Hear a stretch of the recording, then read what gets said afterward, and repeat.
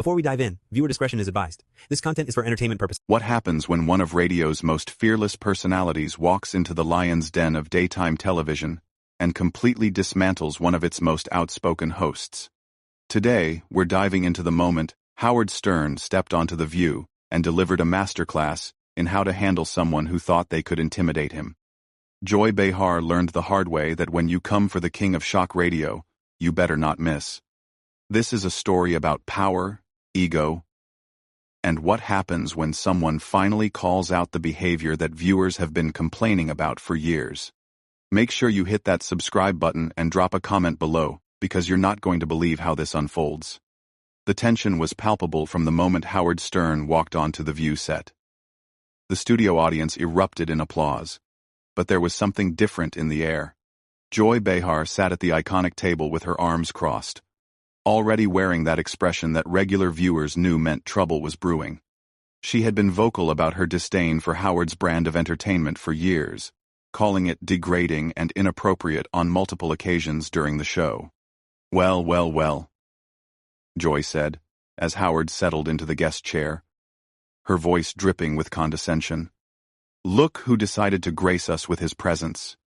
Howard Stern, the man who built an empire on shocking people and pushing boundaries.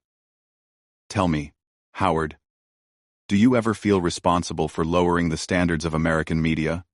The other hosts shifted uncomfortably in their seats. Whoopi tried to interject with a more diplomatic greeting. But Joy wasn't finished. She leaned forward, her eyes locked on Howard with the kind of intensity that made it clear she wasn't interested in a friendly chat. Howard, completely unfazed, smiled that trademark grin that had gotten him through decades of controversy. You know, Joy, that's interesting coming from someone who's made a career out of interrupting her co-hosts and talking over guests. Should I be taking notes on your approach to raising standards? The audience let out a collective gasp.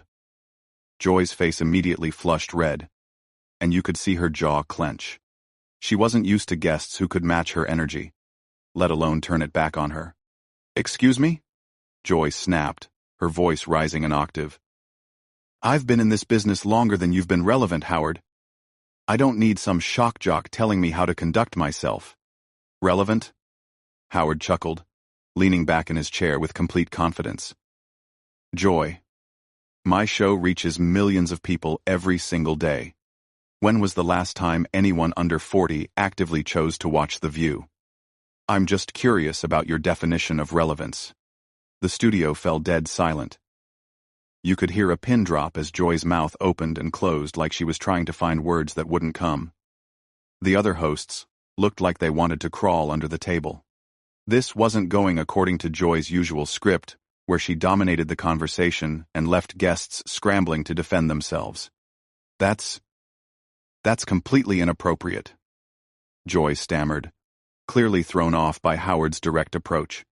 You can't just come on our show and insult our ratings, but you can come for my entire career and question my integrity? Howard shot back smoothly. See, this is what I find fascinating about people like you. Joy. You can dish it out all day long, but the moment someone serves it back to you with the same energy, suddenly it's inappropriate. That's not how this works. Joy turned to her co-hosts for support, but they were all avoiding eye contact. Sunny looked like she was studying her notes intensely, while Sarah was suddenly very interested in her coffee cup. Whoopi finally tried to step in. Okay, let's maybe take this down a notch and talk about Howard's new book, Whoopi suggested diplomatically. But Joy wasn't done. Her pride had been wounded, and she was doubling down. No. Whoopi, I want to address this. Howard, you've spent decades objectifying women, making crude jokes, and contributing to a culture that degrades people for entertainment. And now you're sitting here acting like you're some kind of victim because I called you out on it? Howard's expression didn't change, but there was a shift in his posture. He leaned forward slightly, his voice taking on a more serious tone. Joy, let me ask you something. How many times have you interrupted your female co-hosts mid-sentence this week alone? How many times have you dismissed their opinions or talked over them when they were trying to make a point? Because from where I'm sitting, It looks like you're describing your own behavior. The camera caught Joy's face perfectly at that moment, and the expression was priceless. Her eyes widened as if she couldn't believe someone had just said that to her on national television. The audience was completely silent, hanging on every word. That's not the same thing at all, Joy sputtered, her usual quick wit completely abandoning her. Isn't it, though? Howard pressed on, his voice calm but cutting. You've built your career on being the person who says what others won't say, right? The tough questioner who doesn't let people off easy. So, why is it different when someone does the same thing to you? Why do the rules change when you're on the receiving end? Joy looked around the table again, clearly hoping one of her co-hosts would jump in and save her. But they all seemed to be watching this unfold with a mixture of fascination and horror. She had painted herself into a corner, and Howard was just getting started. I think there's a difference between asking tough questions and being deliberately provocative for shock value, Joy said, trying to regain her composure. Oh, absolutely, Howard agreed with a nod. The difference is that I'm honest about what I'm doing. I've never pretended to be anything other than what I am.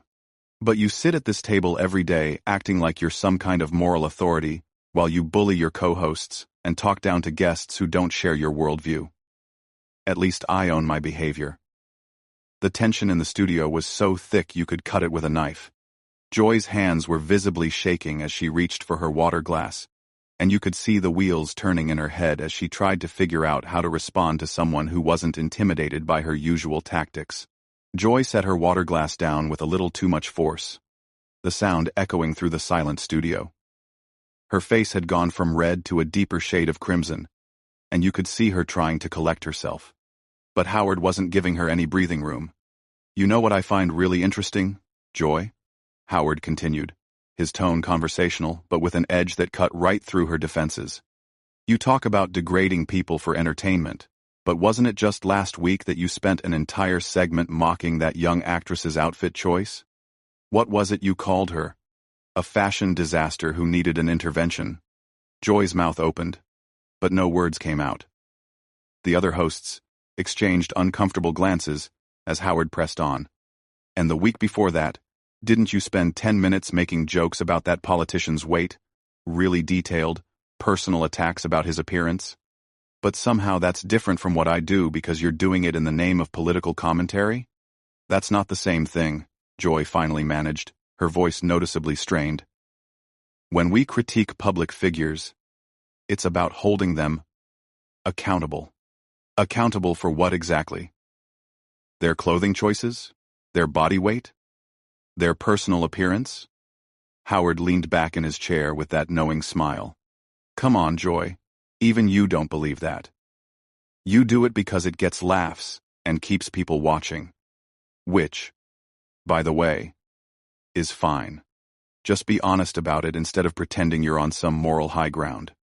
Sarah tried to jump in at this point, clearly sensing that Joy was drowning. Howard, I think what Joy is trying to say is that there's a difference between commentary and exploitation. Howard turned his attention to Sarah with a polite smile. Sarah, I appreciate you trying to help your colleague out, but I'm pretty sure Joy can speak for herself. Unless, of course, she's suddenly lost the ability to interrupt people and dominate conversations. The shade was so perfectly delivered that even some audience members couldn't suppress their reactions. You could hear a few scattered chuckles, which only made Joy's face redden further. I don't dominate conversations, Joy said through gritted teeth. I facilitate discussion. Is that what we're calling it? Howard raised an eyebrow. Joy, I've been watching clips of this show for years, and I can count on one hand the number of times you've let a guest finish a complete thought without cutting them off. You've interrupted me 17 times in the last 5 minutes alone. That's not true, Joy protested. Would you like me to have the producers count it back? Howard offered casually. I'm sure they've got the footage. Or better yet, let's test it right now. Why don't you let me speak for 60 seconds without saying a word? Just 60 seconds. Joy's eyes darted around the table again. She was trapped, and she knew it. If she interrupted him, she'd prove his point. If she didn't, she'd look weak and controlled. It was a masterclass in psychological warfare, and Howard was winning decisively. Fine, Joy said curtly, crossing her arms. Go ahead. Howard smiled and checked his watch. Perfect. Starting now. You know, Joy, what's fascinating about this whole interaction is that it perfectly illustrates everything that's wrong with the current state of media. We have people like you who have convinced themselves that their personal opinions are somehow more valid than everyone else's, simply because they have a platform. You sit at this table every day and lecture America about tolerance and respect, but you show neither to the people sitting right next to you. You claim to be a champion for women's voices, but you consistently talk over and dismiss the women on your own panel. Sunny over there has some incredibly insightful things to say about legal issues, but how many times have you cut her off when she's trying to explain complex legal concepts? Sarah brings a completely different generational perspective to political discussions, but you treat her like she's naive whenever she disagrees with your worldview. And Whoopi, who has more life experience and wisdom than probably everyone in this studio combined. You argue with her like she's some kind of amateur. The hypocrisy is staggering. Throughout his entire 60-second monologue, you could see Joy physically struggling to stay quiet. Her mouth kept opening as if she was going to speak, then snapping shut. Her hands were clenched so tightly her knuckles were white, and she was practically bouncing in her seat with the effort of keeping quiet. When Howard finished and checked his watch again, he looked up at Joy with mock surprise. Would you look at that? You actually made it the full minute. Joy exploded. How dare you sit there and psychoanalyze me and my relationships with my co-hosts?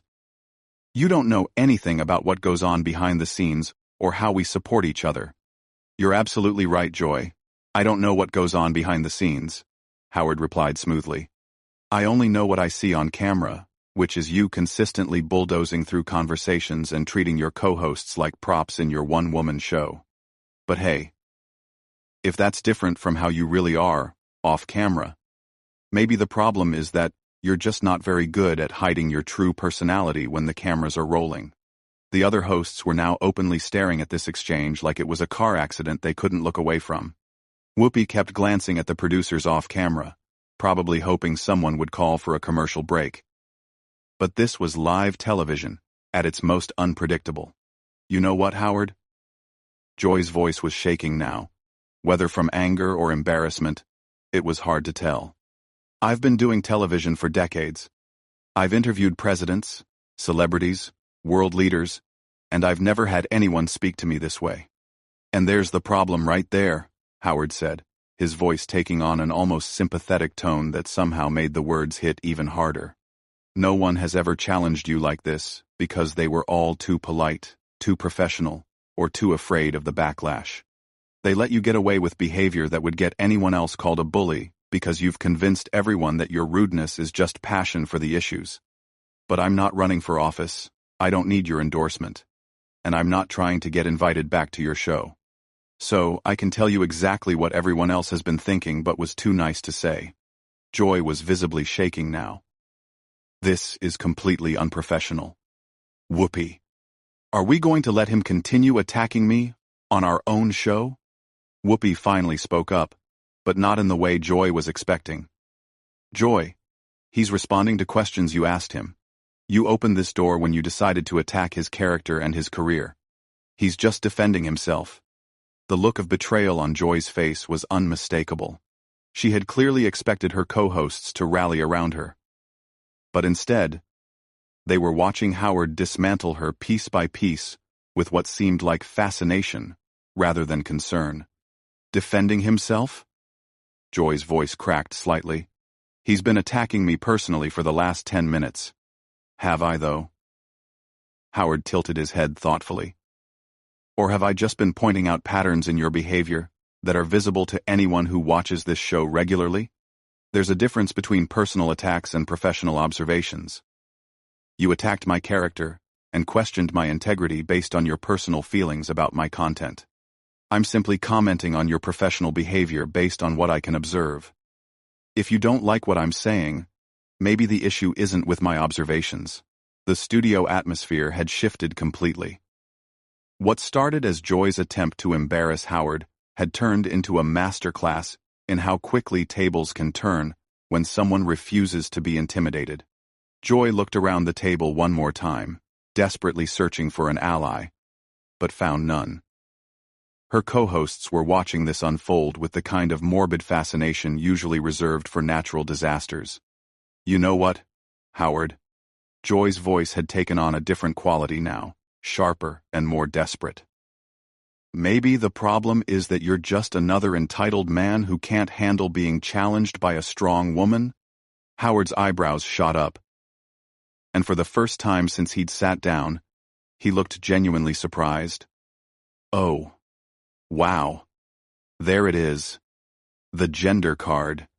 I was wondering when that was going to come out. It's not a card. It's reality. Joy shot back, leaning forward aggressively. You can't stand the fact that a woman is calling you out on your problematic behavior, so you're trying to tear me down. Joy, Howard said, shaking his head with what looked like genuine disappointment. Do you really want to go down this road? Because if we're talking about how I treat women, we're going to have to talk about how you treat the women sitting at this very table. Joy's face went pale. She knew she had made a tactical error, but there was no taking it back now. Let's talk about strong women, shall we? Howard continued, his voice taking on the tone of someone who was about to deliver a knockout punch. Sunny graduated from law school, worked as a prosecutor, and has an encyclopedic knowledge of the legal system. But how many times have you talked over her when she's trying to explain legal concepts that you clearly don't understand? Sarah represents an entire generation of women who are trying to navigate politics and social issues in a completely different landscape than the one you grew up in. But you dismiss her perspectives as naive whenever they don't align with yours. And Whoopi, who has achieved more in entertainment and activism than most people could dream of, you argue with her like she's some kind of amateur who doesn't know what she's talking about. Each word was hitting its target with surgical precision. You could see Joy's face cycling through different emotions: anger, frustration, embarrassment, and something that looked almost like panic. That's not how I treat them, Joy protested weakly. Really? Howard turned to address the other hosts directly. Ladies, honest question. In the years you've been working with Joy, how many times has she interrupted you mid-sentence, dismissed your opinions, or talked over you when you were trying to make a point? The silence was deafening. Sunny and Sarah exchanged glances, clearly uncomfortable being put on the spot. But you could see the truth in their expressions. Whoopi looked like she was weighing whether to throw Joy a lifeline or let her drown. See, this is what I mean about you playing the gender card, Howard said, turning back to Joy. You hide behind feminism when it's convenient, but you don't actually practice what you preach. You're not supporting women's voices. You're drowning them out with your own. Joy was completely rattled now. Her usual quick comebacks had abandoned her, and she was grasping for anything that might help her regain control of the situation. This is ridiculous. I'm not going to sit here and be lectured by someone who has made millions exploiting women. And there's another deflection, Howard said calmly. Instead of addressing the specific behaviors I'm pointing out, you're trying to shift the focus back to me. But here's the thing. Joy, my audience chooses to listen to my show. Your co-hosts don't have a choice but to work with you every single day. Which one of us is really exploiting women? The question hung in the air like a bomb waiting to explode. You could see Joy processing the implications, and the realization that she had completely lost control of this interview was written all over her face. I think we should move on to another topic, Joy said finally, her voice barely above a whisper. Oh, now you want to change the subject? Howard laughed, but there was no cruelty in it. Just genuine amusement. 5 minutes ago you were ready to psychoanalyze my entire career and question my moral character. But now that someone is holding up a mirror to your own behavior, Suddenly, we need to talk about something else? In 7, Joy looked to the show's producers off camera, clearly hoping someone would rescue her. But this was live television, and the ratings were probably going through the roof. No producer in their right mind would cut away from this kind of television gold. Howard. Whoopi finally intervened, but her tone wasn't defensive of Joy. I think you've made your point. Have I, though? Howard turned to Whoopi with genuine curiosity. Because it seems to me like Joy started this conversation with a very specific agenda. She wanted to embarrass me, question my integrity, and position herself as some kind of moral superior. But when someone applies the same level of scrutiny to her behavior, suddenly, it's gone too far. Joy tried one last desperate attempt to regain some dignity. I was asking legitimate questions about the impact of your content on society. No, Joy, you weren't, Howard said firmly. You were trying to humiliate me on national television because you disagree with my brand of entertainment. There's a difference between asking tough questions and launching personal attacks. And the irony is that you've spent the last 15 minutes proving every stereotype about yourself that your critics have been pointing out for years. The final blow was delivered with such matter-of-fact precision that it took a moment for Joy to fully process what had just happened. When she did, the look on her face was one of complete and utter defeat. I think, Joy said slowly, clearly struggling to maintain what little composure she had left, that our audience can make their own judgments about both of our approaches to media. Absolutely they can, Howard agreed with a smile. And based on the ratings and audience engagement, I think they already have. The commercial break couldn't come fast enough. As the cameras pulled back, you could see Joy slumped in her chair, looking like someone who had just gone 10 rounds with a heavyweight champion. Howard, meanwhile, looked as relaxed and comfortable as he had when he first walked onto the set. What had started as Joy's attempt to expose Howard Stern as some kind of media villain had turned into a public dissection of her own professional behavior. She had picked a fight with someone who had spent decades perfecting the art of verbal combat, and the results were exactly what you might expect. Howard had taken everything she threw at him and turned it back on her with surgical precision, leaving her completely exposed and defenseless. The other hosts sat in stunned silence, probably processing what they had just witnessed. In less than 20 minutes, Howard had managed to articulate criticisms of Joy's behavior that viewers had been thinking for years but had never heard expressed so directly or effectively. As the show went to commercial, one thing was crystal clear. Joy Behar had learned the hard way that when you come for someone who has made a career out of not backing down, you better be prepared for the consequences. Howard Stern had just delivered a masterclass in how to turn the tables on someone who thought they held all the cards. That's the story of how one of daytime television's most outspoken hosts met her match in spectacular fashion.